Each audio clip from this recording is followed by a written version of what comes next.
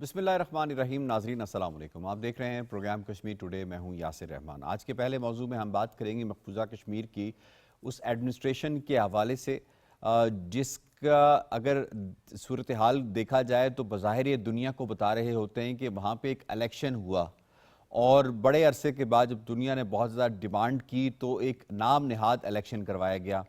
ایک نام نہاد اسمبلی وہاں پہ لائی گئی, ایک نام نہاد سی ایم لایا گیا, ایک نام نہاد ڈپٹی سی ایم لایا گیا. یہ میں نام نہاد کا لفظ اتنی مرتبہ کیوں استعمال کر رہا ہوں؟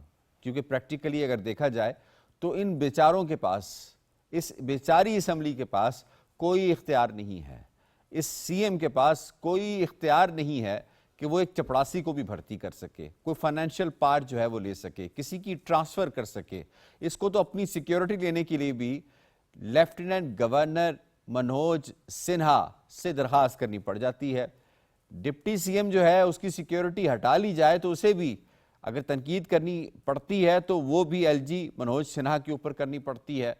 تو یعنی نٹ شل میں اگر ہم کہیں تو سارا کا سارا نظام جو ہے وہ ایک ان الیکٹڈ بندے کے پاس ہے جس کا بیک گراؤنڈ یہ ہے کہ وہ بی جے پی اور آر ایس ایس کا کارندہ ہے.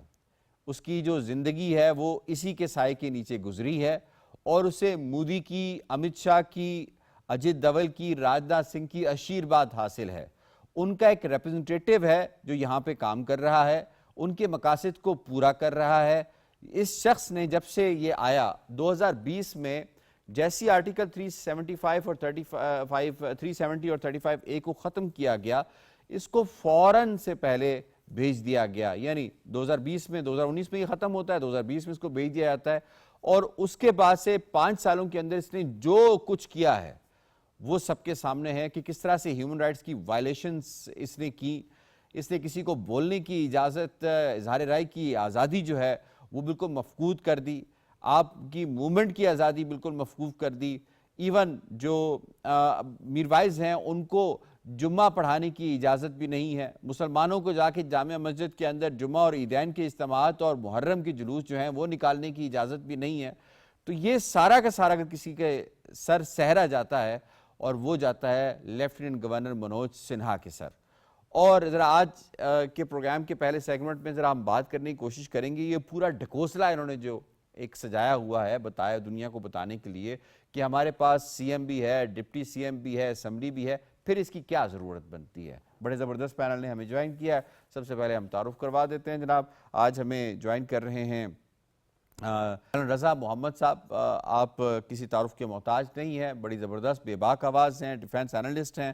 الطاف حسین وانی صاحب نے ہمیں جوائن کیا ہے, سینئر حریت رہنما ہیں اور تھنک ٹینک بھی اپنا رن کرتے ہیں. ہمیں ڈاکٹر حسن فاروق مشوانی صاحب نے جوائن کیا ہے. آپ انٹرنیشنل امور کے اوپر مہارت رکھتے ہیں. کچھ ہی دیر میں ڈاکٹر عابدہ بھی ہمیں جوائن کر رہی ہیں اور عبدالحمید لون تجزیہ کار بھی ہمیں جوائن کر رہے ہیں. آپ تمام پینلسٹ کو خوش آمدید کہتے ہیں. اس سے پہلے سوالوں کا باقاعدہ آغاز کیا جائے. ڈپٹی سی ایم اس حوالے سے کیا کہتے ہیں ذرا آپ کو وہ دکھاتے ہیں. جا کے ایل جی صاحب کے پاس پھنس جاتی ہے. چاہے ہم سلنڈروں کی بات کریں, چاہے ہم روزگار کی بات کریں, چاہے ہم ڈیلی ویجر کو پکا کرنے کی بات کریں, جتنے بھی باتیں ہم الیکشنوں میں کر کے آئیں وہ فائلیں سیدھی ایل جی صاحب کے پاس جاتی ہیں, ایل جی صاحب سے واپس ہی نہیں آتی. تو لوگ کہتے ہیں جی عمر عبداللہ کچھ نہیں کر رہے. عمر عبداللہ صاحب کیا کریں, فائلیں تو ایل جی صاحب ہیں, ان کا کچھ ہے ہی نہیں, ان کو آپ ہر چیز دیتے ہو. اس لیے میں نے کہا نا کہ آج جموں کشمیر میں کہیں قانون نہیں ہے. جب تک جموں کشمیر کے چیف منسٹر کو آپ امپاور نہیں کریں گے, وہ اپنے فیصلے اپنے خود نہیں لے سکے گا اپنے لوگوں کے لیے, تب تک آپ کہیں جموں کشمیر کا بھلا ہو سکتا ہے, نہیں ہو سکتا. ایل جی صاحب ہر جگہ انٹرفیئر کرتے ہیں. ہم کئی چیزیں پروو کر سکتے ہیں اور اگر یہ وقت نہ سدھرا تو ایک دن ہمیں خود بھی ایکشن لینا پڑے گا. جی, میں سب سے پہلے الطاف وانی صاحب آپ کو شامل کروں گا. یہ جو سیٹ اپ ہے, اس سیٹ اپ میں کوئی جان ہے اگر اس کو کمپیئر کیا جائے ایل جی منوج سنہا کی جتنی پارز ہیں اس کے سامنے؟ دیکھیں, بنیادی بات یہ ہے کہ یہ سیٹ اپ بنا کیوں, یہ الیکشن ہوئے کیوں, الیکشن کے مقاصد کیا تھے, وہ آپ نے اپنے انٹرو میں بتا دیے تھے. کہ ایک تو ایک انٹرنیشنل پریشر بھی تھا کہ جمہوری عمل مقبوضہ کشمیر کے اندر بڑے عرصے سے بند ہے, اور دوسری بات یہ تھی کہ سپریم کورٹ آف انڈیا نے جب ایک ورڈکٹ دیا تھا تو اس نے ویلیڈیٹ کیا یہ جو انہوں نے آرٹیکل 370 اور 35A اس کو جب انہوں نے وہ کیا تھا اس کو ویلیڈیٹ کیا, اور اس کے ساتھ ہی لیکن سپریم کورٹ میں انہوں نے ایفیڈیوٹ دیا تھا اس گورنمنٹ نے کہ ہم کشمیر کے اندر مقبوضہ کشمیر کے اندر الیکشن کرائیں گے سپتمبر تک. اور پھر ہم نے دیکھا الیکشنز ہوئے اور وہ اس تیاری جو تھی بی جے پی کی بنیادی خواہش یہ تھی کہ شاید مقبوضہ کشمیر کے اندر جو انہوں نے نئی سیاسی جماعتیں کھڑی کی تھی, اپنے کولیبریٹر کھڑے کر دیے تھے, جو انہوں نے ساری جیرمینڈرنگ کی تھی, اسمبلی سیگمنٹس کی اور پھر ڈومیسائل لاز کی, انہیں یہ پتا تھا کہ شاید they will get good number of seats in occupied Kashmir, اور اس سے وہ اپنی شاید بی جے پی کی سرکار وہاں بنا سکتے ہیں مقبوضہ کشمیر کے اندر. لیکن جب یہ بیک فائر کر گیا ان کو, اس سے پہلے ہی ایک آرڈر انہوں نے کیا تھا جس میں یہ کہا گیا تھا کہ تمام جتنے بھی آرڈرز ہیں, جو پولیس آرڈر ہے اینڈ فائنانشیل جو آرڈرز ہیں, they will be with the governor. یہ اسی وقت پتا تھا کہ بی جے پی اگر الیکشن جیت گئی تو یہ آرڈیننس ریووک ہو سکتا ہے, اگر نہیں جیتی تو یہ آرڈیننس اسی طرح رہ سکتا ہے. اور اس وقت بھی تجزیہ نگار لوگ یہی کہتے تھے کہ جو بھی گورنمنٹ بنے گی کشمیر کے اندر, اسمبلی وجود میں آئے گی, یہ ایک میونسپل کارپوریشن سے زیادہ نہیں ہوگی. لیکن ہم نے دیکھا وقت کے ساتھ وہ میونسپل کارپوریشن سے بھی کم ہے. ایک ایسی حکومت, ایک ایسا نظام جو تشکیل دیا ہے ہندوستان نے. ہم یہ نہیں کہیں گے گورنر کوئی چیز نہیں ہے, لیفٹنٹ گورنر کوئی چیز نہیں ہے, یہ ڈائریکٹ نیو دہلی کا نظام ہے, یہ direct R S S B J P کا نظام ہے, یہ ہندوستانی سرکار کا نظام ہے. ہندوستانی سرکار مقبوضہ کشمیر کے اندر اپنے کارندوں کے ذریعے یہ سارا نظام چلا رہی ہے.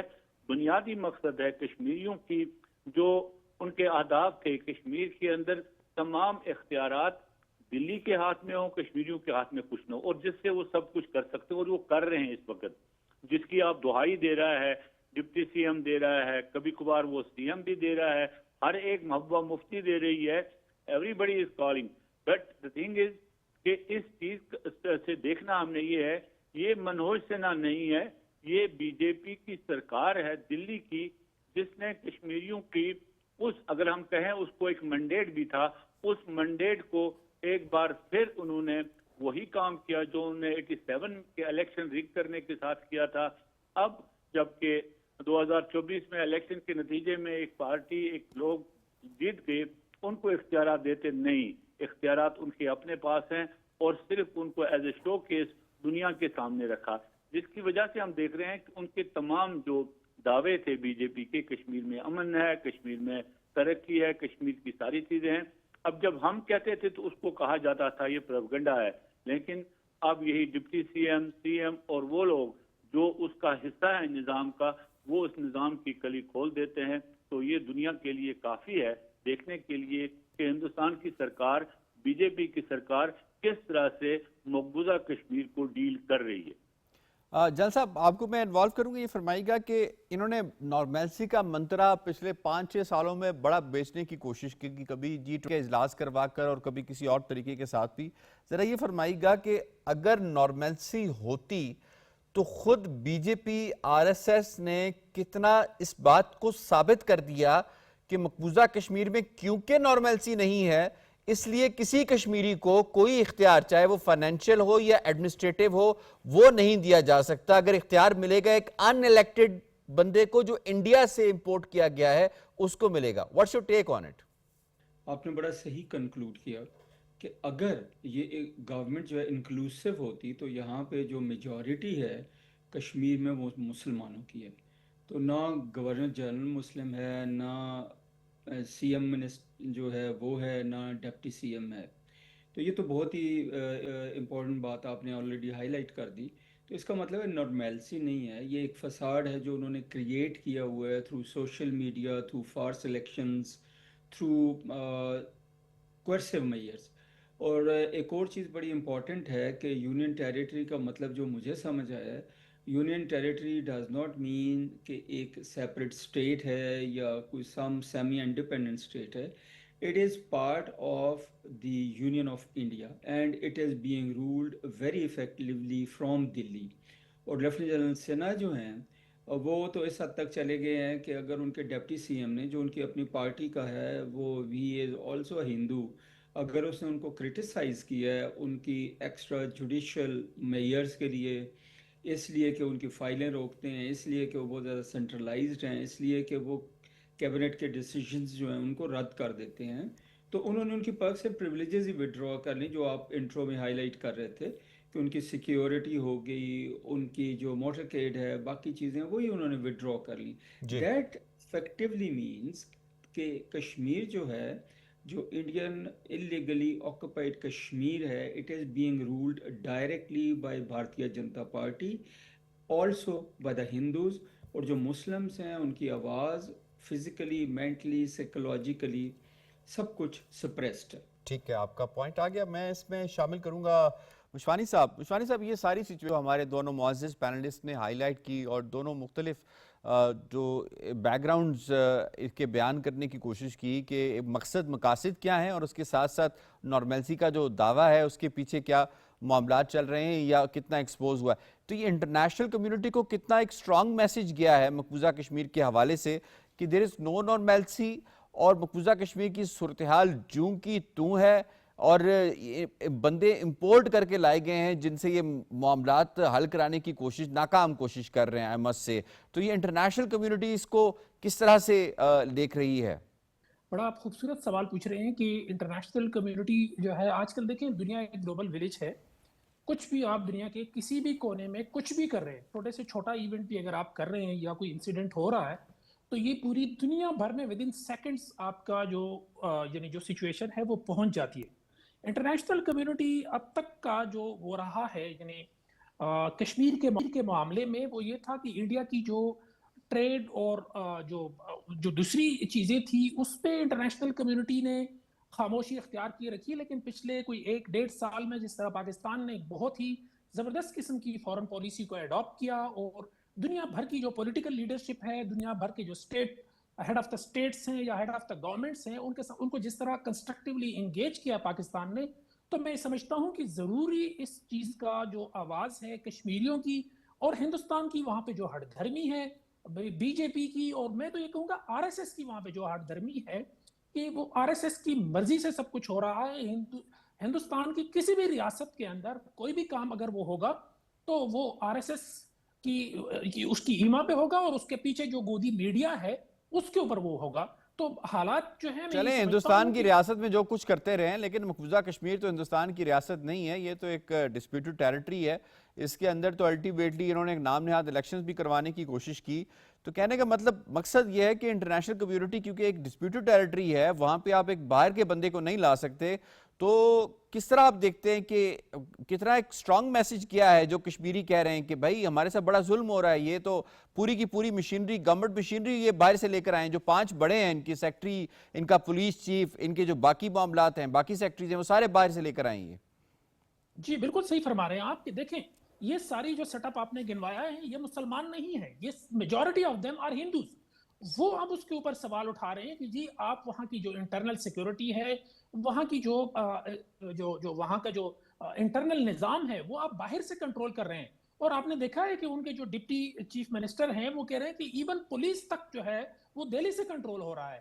اس کے اوپر بھی جو ہے نا بی جے پی سرکار اور نریندر مودی سرکار کا پورا کنٹرول ہے. جو انڈین ایڈمنسٹریٹو سروسز کے جو آفیسرز ہیں وہ وہاں سے ڈائریکٹلی کنٹرول ہو رہے ہیں.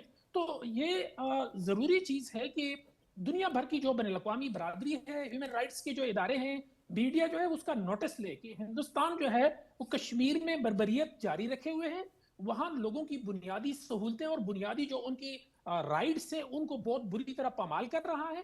اور آپ نے جو G20 کا وہ کیا تھا تو اس میں بھی آپ دیکھیں کہ کس قسم کے انہوں نے سامنے جو ہے نا وہ کرٹنز لگا کے اور وہاں پہ ایک ہائی وے پہ لوگوں کو گزروا کے یہ دکھانے کی کوشش کی. لیکن وہ جتنا زیادہ اس چیز کو نارملائزیشن یا نارملسی کو دکھانے کی وہ کوشش کر رہے ہیں اتنا ہی وہ زیادہ ایکسپوز ہو رہے ہیں, کیونکہ وہاں کے لوگوں کی جو بنیادی جو ان کی ضروریات ہیں وہ پوری نہیں ہو رہی ہیں, ان کے جو بیسک رائٹس ہیں وہ پامال ہو رہے ہیں.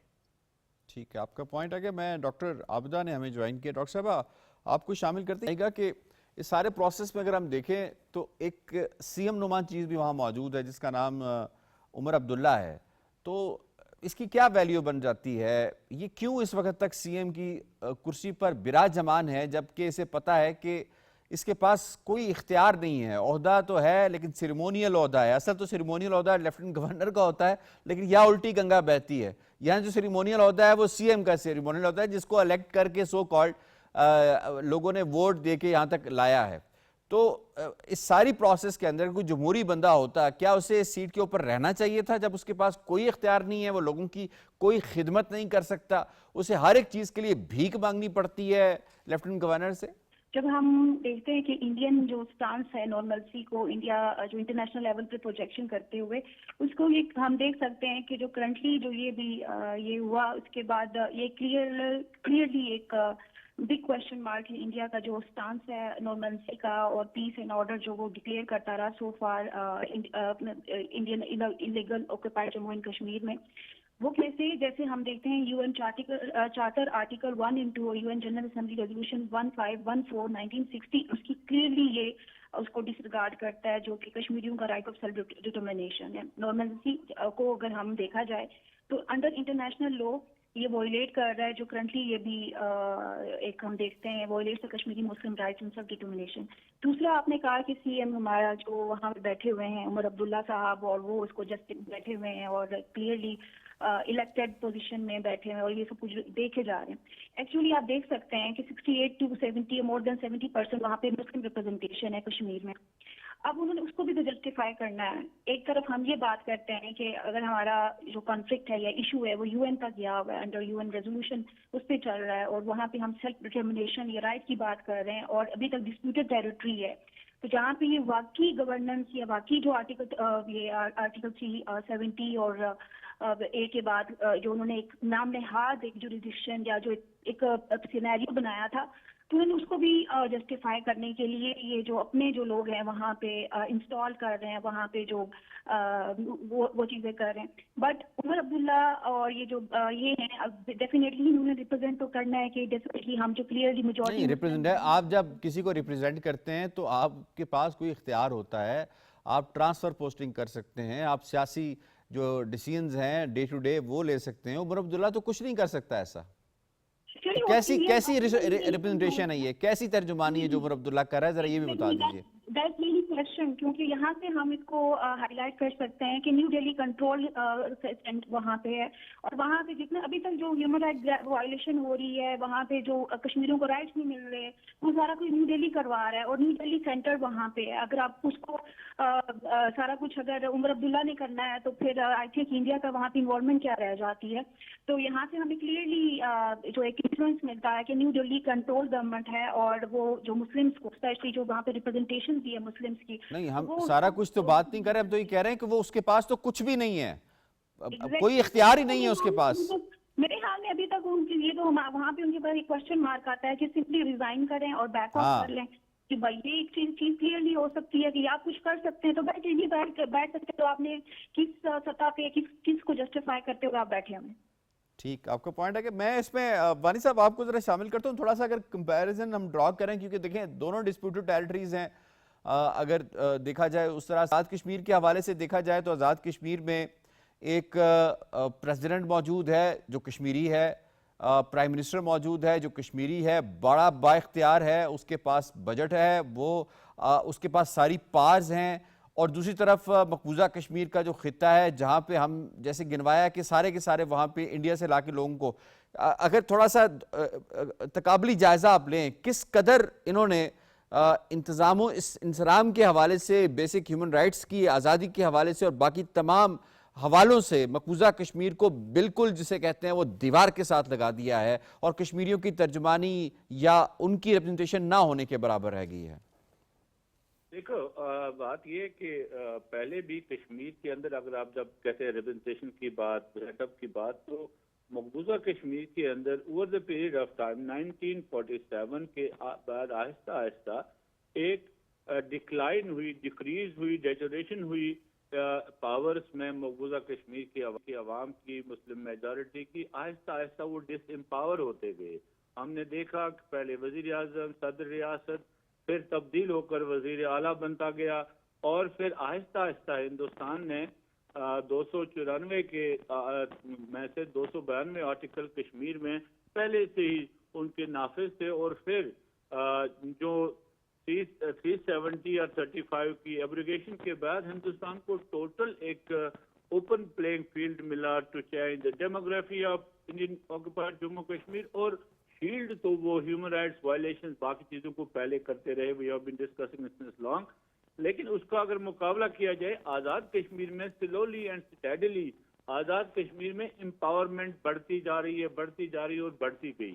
اب بھی ہم دیکھتے ہیں آزاد کشمیر کے لوگ معمولی اپنی جو روزمرہ کی چیز کے لیے پروٹیسٹ کرتے ہیں, how Pakistan care for it so much so. ہم نے اب یہ دیکھنا ہے کہ پاکستان کتنا کیئر کرتا ہے, ہندوستان کتنا کیئر کرتا ہے. پاکستان کا وزیر اعظم ایک ہائی پاور ڈیلیگیشن بھیج کر وہاں جاتا ہے, and non elected people of Azad Kashmir جو کہ ایجیٹیٹرز ہوتے ہیں ان سے بات چیت کر کے ان کو پیسفل طریقے سے ان کے ساتھ بات کرتے ہیں, ان کو کہتے ہیں کہ وی ول ڈو ایوری تھنگ. یہ ہوتی ہے جس میں کہتے ہیں کہ لگاؤ جو کسی چیز کے ساتھ ہے, جو ایک یکجہتی جس چیز کے ساتھ ہے جہاں آپ کلیم کر سکتے ہیں these people belong to me. جہاں مقبوضہ کشمیر میں دیکھتے ہیں تو آپ دیکھتے ہیں کہ ایک تو آپ کے خلاف اگر آپ نے بات کی بجلی کی, آپ نے بات کی پانی کی, آپ نے بات کی کسی انسانی حقوق کی پامالی کی, آپ کے خلاف UAPA لگایا جاتا ہے اور UAPA کے ذریعے آپ کو دلی کے تہاڑ جیل اور ہندوستان کے مختلف جیلوں میں لیا جاتا ہے. ابھی آپ نے دیکھا لداخ کا جو ایکٹیوسٹ تھا وہ انوائرمنٹ ایکٹیوسٹ ہے, اس نے صرف انوائرمنٹ ڈیگریڈیشن کی بات کی, اس نے اس بات پر زور دیا کہ ہندوستان نے خود کہا تھا 370 کے ایبریگیشن کے بعد لداخ کے لوگوں سے یہ کہا تھا کہ آپ کو 6 شیڈول میں جگہ دیں گے, آپ کے جو ٹریڈیشنل یہاں لوکل ٹریڈیشنز ہیں ان کو پروٹیکشن ملے گی, آپ کے کلچر کو پروٹیکشن ملے گی. لیکن جب ہندوستان نے اس نے دیکھا کہ ہندوستان ایروڈ کر رہا ہے ان ساری چیزوں کو, ایک ایجیٹیشن شروع ہوئی. اس ایجیٹیشن کے پاداش میں اس شخص کو جودھ پور جیل میں لیا گیا اور تمام جو اس کے ساتھی ہیں ان کو گرفتار کیا گیا. یہ فرق ہے, اس کو کہتے ہیں کتنی ڈس امپاورمنٹ مقبوضہ کشمیر کے اندر ہے. پہلے کشمیری مسلمانوں کی تھی, آپ نے دیکھی اسمبلی کے اندر کس طرح ڈس امپاورمنٹ ہوئی, پبلکلی کس طرح ڈس امپاورمنٹ. ابھی آپ بیوروکریسی کی بات کر رہے تھے, یہ نہیں ہے کہ وہاں صرف گورنر ہندوستانی ہے یا وہاں چار پولیس افسر سارے سیکٹری ایون وہ کہتے ہیں ایسے چھوٹا کب آ گیا انڈیا سے, سیکٹری سے لے کر more than 80% bureaucracy from DSP to other ranks, جو ہائی رینک پر لوگ جو ہے وہ ہندوستان سے آئے ہیں, they are non state subject. This you have to see Hindustan کی ڈس امپاورمنٹ کس طرح کشمیریوں کی ہے. ٹھیک ہے جان صاحب, اس سارے عرصے کے دوران جب سے یہ منوج سنہا جو ہے وہ اس نے اس سیٹ کے اوپر قابض ہوا ہے, ہیومن رائٹس کی وائلیشنز کتنی بڑی ہیں, اور جو ان کی آرمڈ فورسز ہیں بالخصوص اگر ہم بات کر لیں 14-15 کور کے حوالے سے جو وہاں پہ ڈپلائیڈ ہیں, انہوں نے کتنی گراس وائلیشنز کی ہیں ہیومن رائٹس کی, اور کتنی آزادی ان کو دی گئی ہے اس شخص کے جب سے یہ گورنر بنا ہے, اس کے حکم کے حساب سے, اس کے حکم کے مطابق کتنی آزاد ہیں وہ, جو چاہیں وہ کر سکیں. تھینک یو سو مچ. یس صاحب, ایک میں صرف پوائنٹ ایڈ کرنا چاہوں گا جو پچھلی ہماری ڈسکشن ہو رہی تھی, اس میں impact on the international community کے اس کے اوپر کیا امپیکٹ ہو رہا ہے جو نان ڈیموکریٹک اور کوئرسو میئرز لیے جا رہے ہیں کشمیر میں, انڈین ہیلڈ کشمیر میں یا Indian legally occupied Jammu and Kashmir میں. تو سب سے بڑی بات یہ ہے جی کہ اگر آپ نے دیکھا ہو there is a change in the air, social media کی وجہ سے, باقی وجہوں سے, اور اس کی سب سے بڑی اگزامپل ہے کہ غزہ میں جو ظلم و ستم ہو رہا تھا اس کے اوپر پوری دنیا اٹھ کھڑی ہوئی, اور سب سے زیادہ جو مظاہرے بڑے بڑے مظاہرے ہوئے ہیں وہ نان مسلم ورلڈ میں ہوئے اگر آپ غور کریں. جی ایسے ہی. نمبر 1 جی. نمبر 2 اسرائیل کے اندر مظاہرے ہوئے. تو اس لیے جو انٹرنیشنل کمیونٹی ہے اس کا جاگنا یا اس کا اویئر ہونا جو ہے وہ کوئی دور نہیں ہے. اگر ابھی تک یہ چیزیں چھپی ہوئی ہیں تو وہ ضرور سامنے آ جائیں گی. نمبر 1. نمبر 2, انڈیا کی ایک ریلیونس تھی پہلے بہت زیادہ for the United States of America, اور جس کی وجہ سے پوری انٹرنیشنل کمیونٹی جو تھی وہ ان کا جو ہیومن رائٹس وائلیشن تھیں, جو اللیگل جو ایکٹس تھے, ان سے دوسری طرف دیکھتے تھے. تو جلدی یہ میرا خیال ہے کہ یہ چیز ٹھیک ہو جائے گی. ابھی آتے ہیں جو آپ نے ظلم و ستم کی بات کی, اس میں کوئی شک نہیں ہے جی, آپ کے پاس ساری فگرز ہیں, میرے پاس ہیں, ہر ایک کے پاس ہیں. وانی صاحب کے پاس ہیں. ہماری کشمیر میڈیا سروس جو ہے وہ ڈیلی کی ڈیلی ان فگرز کو آپ لوڈ کرتی ہے اور اپڈیٹ کرتی ہے. وہاں پہ جہاں تک اکنامک ایکٹیویٹی ہے وہاں پہ مسلمانوں کے اوپر ظلم ہوا, ان کے کاروبار تباہ ہوئے, ان کی کاٹیج انڈسٹری تباہ ہوئی, ان کی ایگریکلچر تباہ ہوئی, ان کی دکانیں لوٹ لی گئیں. اور ابھی جو کاروبار ہو رہا ہے اس میں جو باہر سے لوگ یہ لا کے بسا رہے ہیں ان کو زیادہ کاروبار دے رہے ہیں, جاب دے رہے ہیں, ان کے لیے جابز کم ہو رہے ہیں. نمبر 2, جو ایجوکیشن کے اوپر افیکٹ ہوا, جو اظہار رائے پہ ہوا, جو انٹرنیٹ کی بندش ہے, جو مانیٹرنگ ہے, ایک الیکٹرانک اینڈ ٹیکنیکل مانیٹرنگ ہے, اس کی وجہ سے بھی آزادی جو ہے وہاں کے مقبوضہ کشمیر کے کشمیریوں کی آزادی سلب ہوئی ہے. جہاں تک ایکشنز کا تعلق ہے, وہ جب ایکٹ کرتے ہیں تو وہ یہ نہیں دیکھتے کہ آگے ہیومن بینگز ہیں. ان کے لیے جو کشمیری مسلمان ہیں Indian illegally occupied Jammu and Kashmir کے, وہ ایسے ہی ہے جیسے انسانی کو آبجیکٹس ہیں. ان کو ہیوملیٹ کرنا, ان کو بے عزت کرنا, ان کو عورتوں کو جو ہے وہ بے عزت کرنا یا ان کو مارنا یا کل کرنا ان کے لیے بڑی نارمل سی بات ہے. تو یہ جو ہے کب تک چلے گا؟ جیسے آپ کہہ رہے تھے ابھی اندر سے بھی لوگ جاگے ہوئے ہیں. ایک وقت آئے گا کہ یہ جو انڈینز ہیں وہ بھی جو پڑھے لکھے لوگ ہیں وہ بھی کھڑے ہوں گے, اور انٹرنیشنل کمیونٹی بھی ہمارے ساتھ کھڑی ہوگی, کشمیریوں کے ساتھ کھڑی ہوگی. ٹھیک, آپ کا پوائنٹ آ گیا سر. میں اس میں دوسرے موضوع کی جانب بڑھتے ہیں. دوسرے موضوع میں ذرا ہم بات کر لیتے ہیں مین لینڈ انڈیا کے. ایسے وہاں پہ پچھلے کچھ عرصے سے جو ایسی فیکٹس اینڈ فگرز سامنے آ رہے ہیں جس کے مطابق وہاں کی جو سپریم کورٹ آف انڈیا ہے وہ بھی کمپلیسنٹ ہمیں نظر آتی ہے.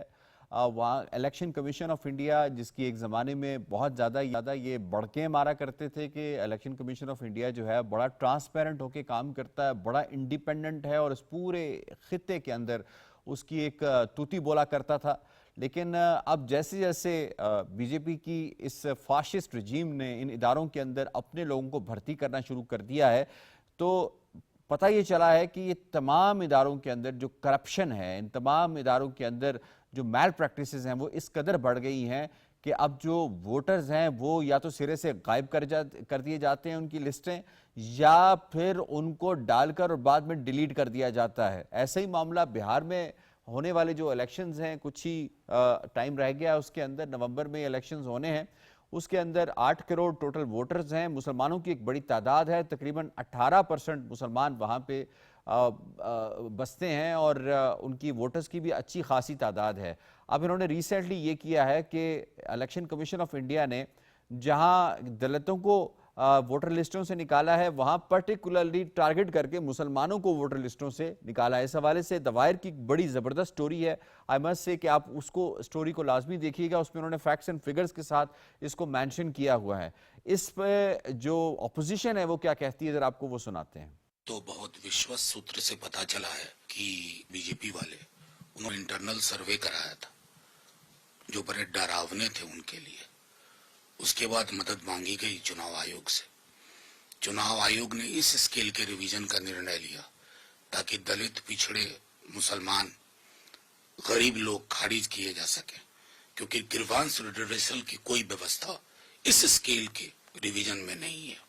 آپ نے یہ سنا کہ اب اپوزیشن کتنی جاگ چکی ہے اور کیا بات کرتی ہے. ڈاکٹر حسن فاروق پشوانی صاحب یہ فرمائے گا کہ کس قدر کرپٹ ہو چکا ہے پورا ہندوستان کا نظام, بالخصوص الیکشن کمیشن آف جو انڈیا ہے وہ, اور جو بہار کا الیکشن ہے وہ انڈیا کی اس فاشسٹ رجیم کے سر پہ اتنا سوار کیوں ہے؟ جی, یہ بہت ہی ایک سٹریسنگ قسم کا جو ہے نا اس وقت یہ موضوع بنا ہوا ہے کیونکہ Bihar is the second largest state in India as per population, اور 120 یا 30 ملین کے قریب اس کی آبادی ہے, اور اس کے اندر 18% مسلمس ہیں. انفارچونیٹلی ان مسلمانوں میں 73% جو ہیں وہ بیکورڈ ہیں. وہ بیسک اور فنڈامنٹل جو ان کی جو ریکوائرمنٹس ہیں یا جو نیڈس ہیں ان کو ان سے بھی محروم رکھا گیا ہے. دوسری طرف جو دلت ہیں وہ تقریباً وہ بھی جو ہندو پاپولیشن ہے اس کا کوئی 20% وہ بنتے ہیں. اچھا جی, ان کو اگر آپ دیکھیں تو ان کو اکیڈیمیا میں صرف کوئی 5% کے قریب ان کی ریپرزنٹیشن ہے, اور جابس میں ان کی صرف 1.3% ریپرزنٹیشن ہے. تو یہ جو بہار ہے, میں ذاتی طور پہ یہ سمجھتا ہوں کہ یہ اس وقت ہندوستان کا اور جو وہاں کی नरेंद्र मोदी की जो गवर्नमेंट है उसका एक बड़ा एक भयानक चेहरा सामने लेके आ रहा है कि ये एक सबसे ज्यादा बैकवर्ड इलाकों में से एक इलाका पूरे हिंदुस्तान के अंदर समझा जाता है, क्योंकि यहाँ जो रूरल पॉपुलेशन है वो भी तकरीबन 80% से ज्यादा है, जो किसी भी मॉडर्न वर्ल्ड के अंदर जो एक अर्बन रूरल रेशो है वो उससे बहुत ज्यादा कम है।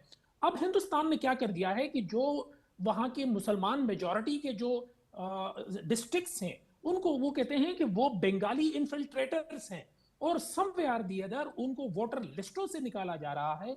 दूसरी तरफ जो मुसलमान रिप्रेजेंटेटिव्स हैं, जो उनकी जो वहाँ की असेंबली के इलेक्शन के लिए अपने नॉमिनीज हैं, उनके पेपर्स को भी किसी न किसी वजह से उस पर कोई ना कोई ऑब्जेक्शन लगा के उसको रिजेक्ट किया जा रहा है।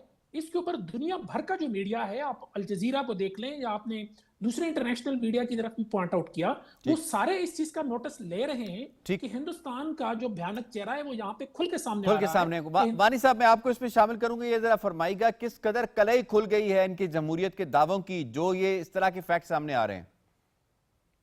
देखिए, ये बीजेपी के आने के बाद, जैसे आपने कहा कि हर इदारे में, हर इंस्टीट्यूशन में, इवन आर्मी से लेकर जुडिशरी तक और जुडिशरी से लेकर इलेक्शन कमीशन तक और बाकी इदारों में जो है ना बीजेपी और आरएसएस की इतनी इन्फिल्ट्रेशन हुई है, वो अपने डिजायर्ड रिजल्ट्स निकालने के लिए हर जगह काम करते हैं। और बिहार चूंकि जैसे फरमाया गया कि एक बड़ी अहम रियासत है, वहाँ पर इस हवाले से कि वहाँ के इलेक्शंस जो हैं वो असरअंदाज होंगे फिर यहाँ के यूपी के इलेक्शन पर भी। तो बीजेपी हर कोई वो कोशिश करती है अपने इन लोगों को इस्तेमाल, इन इदारों को पूरा तबाह किया उन्होंने। जो इदारे हिंदुस्तान में कहते थे जिस पर खड़ी थी हिंदुस्तान की ये सारी जो बिसात की खड़ी थी इसको तबाह कर दिया है। ठीक है जनरल साहब, क्विकली जरा बताइएगा कि इससे हमें क्या पता चलता है कि बीजेपी की जो पॉपुलैरिटी है वो इतनी गिर चुकी है कि अब उसे इस तरह के हथकंडे और पाकिस्तान कार्ड खेलना पड़ रहा है। जी, आपने बड़ी सही बात की जी। सबसे पहले तो ये मैं बता दूं कि ये एक स्पेशल इंटेंसिव रिवीजन ऑर्डर दिया गया था जो जून से लेकर सितंबर तक चला, और उसमें जो रिडक्शन हुई है वोट्स में, ख़ासकर मुसलमानों की अगर आप परसेंटेज देखते हैं तो 24.7% हुई है। और अगर इसको आप कंपेयर करते हैं बाकी जो रिडक्शन हुई है जैसे दलित्स की और बाकी लोगों की और नॉन मुस्लिम कम्युनिटीज़ की, तो ये उन सब से 50% ज़्यादा है, नंबर 1। नंबर 2, बहाना ये बनाया गया जी ये तो एक AI है, एल्गोरिथम है जो सिर्फ नेम्स बेस्ड है, रिलीजन नहीं है। लेकिन वो लोग कहते हैं जी कि एल्गोरिथम जो है वो भी तो इन्होंने खुद ही बनाया, तो उसकी वजह से हो गया होगा। Last but not the least point ये है जी कि वो जो आप बात कर रहे थे कि उनको हर तरह के हथकंडे अभी यूज करने पड़ रहे हैं। जो सब सुबकी उनकी हुई मई की जंग में पाकिस्तान के अगेंस्ट, कभी वो झूठ बोल रहे हैं, कभी झूठे बयानात आ रहे हैं, और इस तरह के हथकंडे वो यूज कर रहे हैं कि ताकि किसी तरह वो जंग में कामयाब हो जाए, ठीक है, कामयाब हो सके। सही या इलेक्शन में कामयाब हो जाए, या कभी जंग की धमकियां भी देते हैं। ठीक है, आपका पॉइंट आ गया। I have to wind up. मुझे शुक्रिया अदा करना अपने तमाम मुअज़्ज़िज़ मेहमानों का आज के प्रोग्राम के हवाले से तजिया तबसरा शॉट आपने मुलाहिज़ा की। प्रोग्राम कश्मीर टुडे से इतना ही। यासिर रहमान को दीजिए इजाज़त। अल्लाह निगहबान।